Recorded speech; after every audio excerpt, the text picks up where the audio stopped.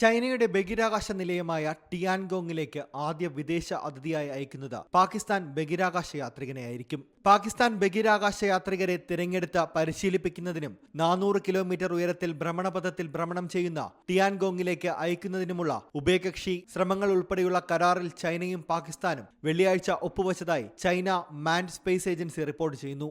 പാകിസ്ഥാൻ പ്രധാനമന്ത്രി Shehbaz ഷെരീഫും China മാൻഡ് space agency അധികൃതരും പാകിസ്ഥാന്റെ space and upper atmosphere research കമ്മീഷനും ഇസ്ലാമാബാദിൽ നടന്ന കൂടിക്കാഴ്ചയിൽ ഇക്കാര്യം ചർച്ച ചെയ്തു.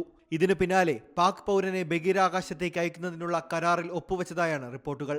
പാകിസ്ഥാനെ സഹായിക്കുന്നതിനായി കഴിഞ്ഞ കുറച്ചു വർഷങ്ങളായി ചൈന ഉപഗ്രഹങ്ങൾ വിക്ഷേപിക്കുന്നുണ്ട്.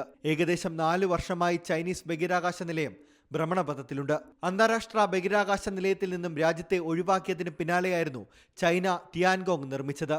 ചൈനയും US-ഉം തമ്മിലുള്ള മത്സരത്തിന്റെ പുതിയ തലമായാണ് ചൈനയുടെ ബഹിരാകാശ നിലയം വിലയിരുത്തപ്പെട്ടത്. മനുഷ്യനെ എത്തിക്കുന്നതിനുള്ള ചാന്ദ്രദൗത്യം, ചാന്ദ്ര ബഹിരാകാശ നിലയത്തിന്റെ നിർമ്മാണം, വാസയോഗ്യമായ ഗ്രഹങ്ങളുടെ പര്യവേഷണം, ഭൂമിക്ക് പുറത്തുള്ള ജീവികൾ എന്നിവ ഉൾപ്പെടുന്ന കൂടുതൽ പദ്ധതികളും ഗവേഷണങ്ങളും ചൈന നേരത്തെ തന്നെ പ്രഖ്യാപിച്ചിരുന്നു. 2030 മുമ്പ് ചൈന ബഹിരാകാശ യാത്രികരെ ചന്ദ്രനിൽ ഇറക്കാൻ പദ്ധതിയിടുന്നുണ്ടെന്നും ചൈനീസ് ബഹിരാകാശ ഏജൻസി ഡെപ്യൂട്ടി ജനറൽ ലിൻ കിങ്സാൻ നേരത്തെ വ്യക്തമാക്കിയിരുന്നു. International desk Zee Malayalam news. പുതിയ വാർത്തകളും വിശേഷങ്ങളും ഇനി വിരൽ തുമ്പിൽ. എല്ലാ ഡിജിറ്റൽ പ്ലാറ്റ്ഫോമുകളിലും ഇപ്പോൾ സീ മലയാളം ന്യൂസ് ലഭ്യം.